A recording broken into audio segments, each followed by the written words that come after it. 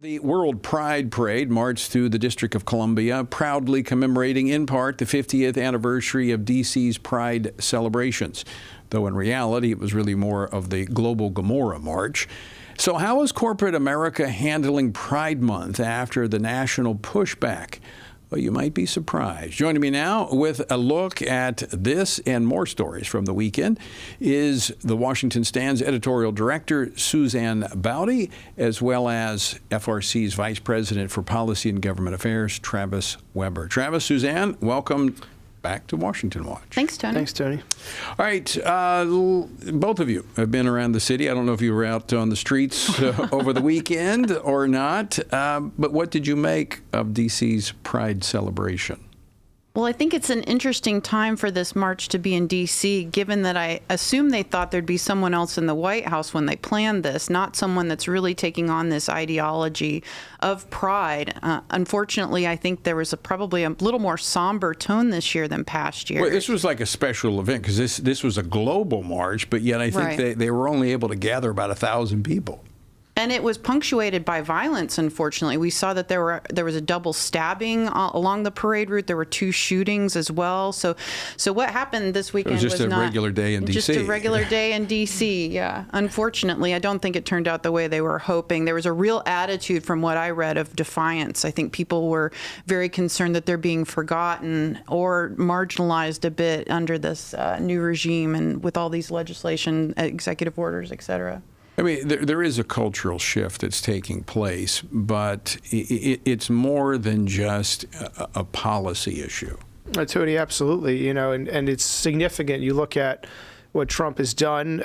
This is a good start to addressing what we're seeing. But, you know, Suzanne, I'm thinking that the news item about the Trevor Project that you'd raised, showing that we need to not necessarily take stock only in what we're seeing come out policy-wise. We have to understand there are deeper things here, longer-term trends, cultural and spiritual trends related to this issue. Right. He mentioned the Trevor Project. Right. Explain that to our viewers and listeners. Well, I think people should be really proud of what they've accomplished in this anti-woke movement. Well, proud, maybe a different word to describe that. But what we have seen is that there are still some very stubborn CEOs out there, some very hardcore leftists who are not abandoning this woke ideology. Are they open and proud about it, or some of it doing They're very open and proud about it. I would say, though, that the problem is a lot of Americans don't understand what they're financing. Now, they may see the Trevor Project that you mentioned as a youth suicide prevention organization, which is how they bill themselves. That's very convenient, but that's not actually what they do. I think a lot of us would say, yes, we want to prevent youth suicide, but when you dig deeper and you look under the hood at what they're actually doing and bringing to the schools, it's very dangerous, a very sinister agenda, and a lot of corporations right now feel very good about funding them. And we've seen explain a little bit what the Trevor Project does so people will know when they see it that this is really a smokescreen for the LGBTQ agenda. Absolutely. Right now they have a model school policy booklet that they're distributing to schools, thousands and thousands of schools, allies, et cetera. In that, they're encouraging schools and administrators, counselors, teachers to hide information about their child's gender identity from parents. So this actually runs counter to the law in many places. Oh, absolutely. And they're doing it under this cloak of, well, is your school LGBT affirming? Are you preventing youth suicide? Are you helping the mental health of students? But when you look deeper into what they're advocating, it's actually pulling parents out of the process and really encouraging and affirming this trans ideology that's dangerous, as we've seen, and harmful. So let's talk about some of the corporate sponsors. Yes, and I think we have a graphic we can show you. So keep your eyes out for some of these companies. They're well-known brand. Macy's, we're talking about $1 million donation from Macy's and Abercrombie & Fitch. These are all companies that are giving 6-figure donations. FedEx, these are big names. Coca-Cola. You'll see Sephora on there. Kohl's, I know who's been in the crosshairs a lot. The NFL? The NFL. What's the NFL do? I mean, I have no idea, but you'll also notice that the National Education Association, which is a teachers union, is funding this project to the tune of $100,000. So money that you think is going to your union dues is actually going to transing kids and hiding it from parents. And that bug down there at the bottom of the corner, that Washington Watch, that's just showing what program you're watching. That's not a part of the graphic for those you're watching. Just want to make sure you're clear on that. And it's interesting looking at these names. You know, Suzanne, we've we've looked at this and how some corporations are pulling back in response to the Trump administration's, right? But it's reported openly. They're pulling back because they're concerned about their own bottom line. Right, but they're hiding, and I forgot to mention Harry's is on there. That's the, which Harry's? Is that the one that does the razors and stuff? Yes, that's the one. Harry's razor and shave cream products. Do you use it? I used to. Oh, good. Good. Yeah. Please don't. But it's hard to find. I mean, Gillette is bad.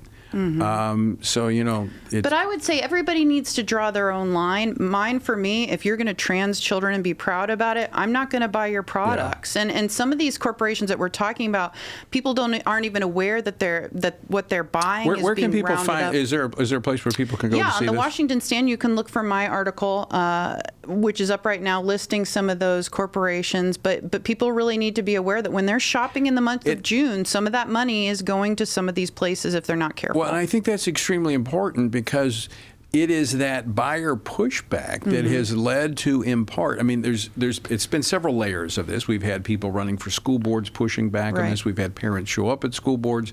But you have Target, you've got JCPenney a few years ago. These corporations took a tremendous hit because of consumer pushback.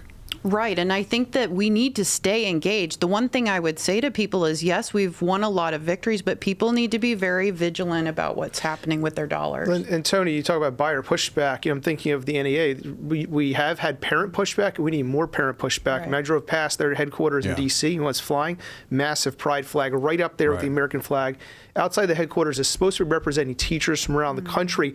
Does everyone? Who does not? Who agrees with that? Who doesn't agree? People need to know that's the flagship entity that's supposed to be representing the well-being of our children's education. Well, and I think it's important for our viewers and listeners to understand that while we celebrate some of the executive orders and the policies coming out at present, it's just a temporary suppression unless we change the underlying culture, which only happens by spiritual revival and awakening. And we've got to be praying, but acting. At this moment where we have the cover of the government protecting religious expression, we need to be getting into these school boards. We need to be getting into these schools. We need to be pushing back on this in changing policy, but changing hearts and minds. And Tony, we have to, really think about the fact that everyone who was in D.C. for these celebrations this weekend, they're here for some reason. Now, it might be they're raised in an environment where that's celebrated and they're just here for that.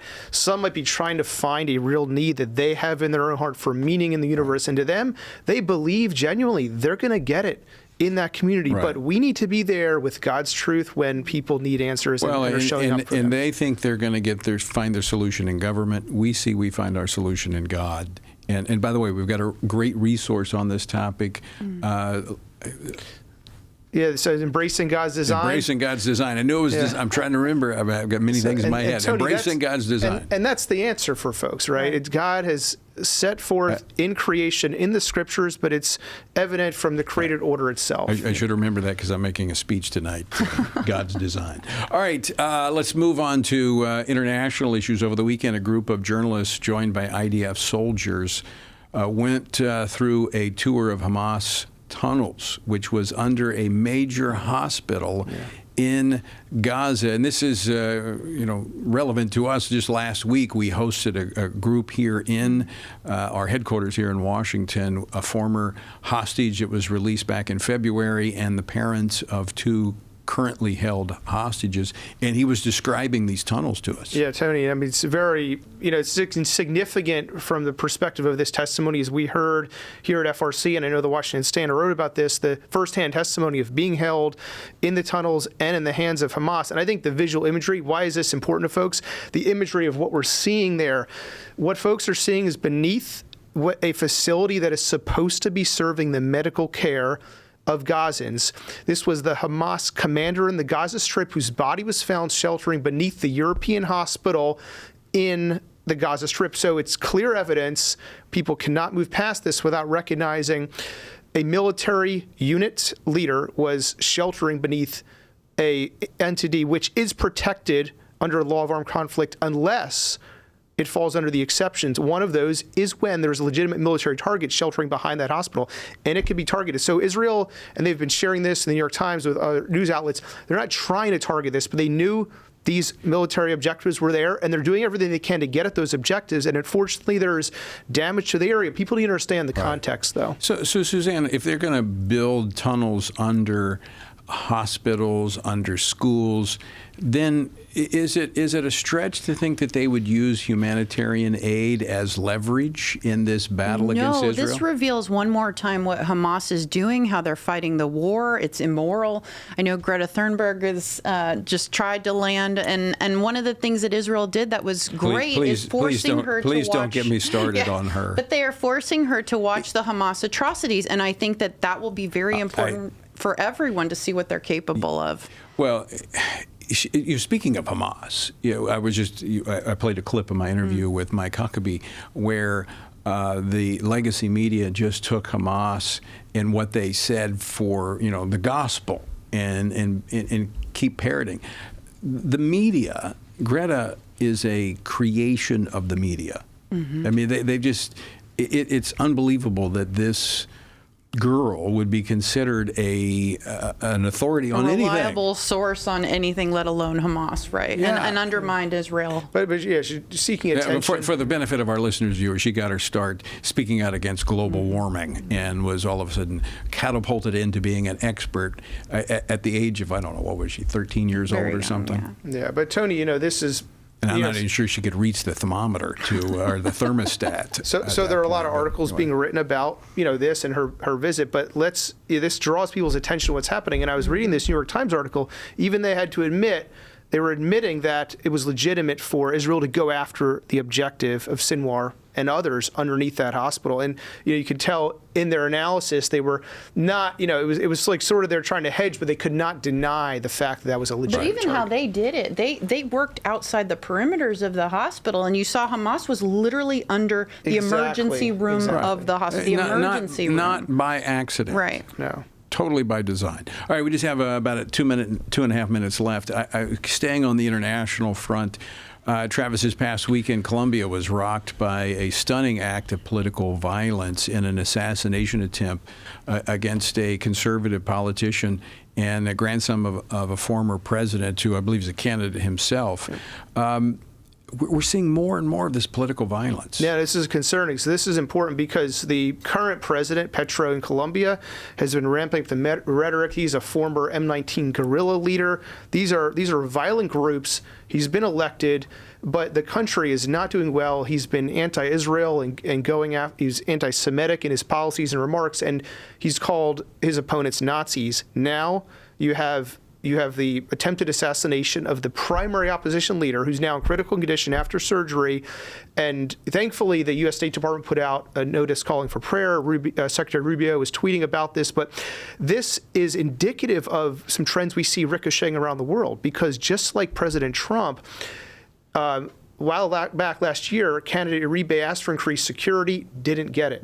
And so we see some of the effect of the rhetoric, the need for protection, but also the underlying instability that countries need to address if they're going to survive. Years ago, I actually was a part of training some of the security for Colombian officials back when they were on the good side.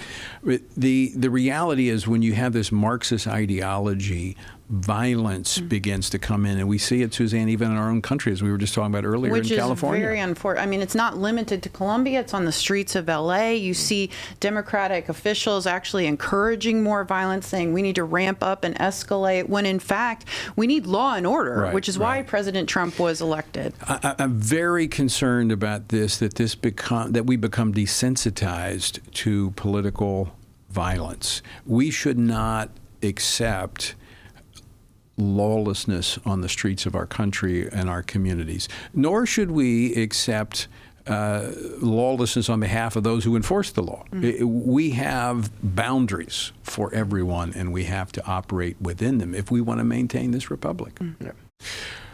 Suzanne, Travis, thanks for joining me. Thank you. Thanks. All right.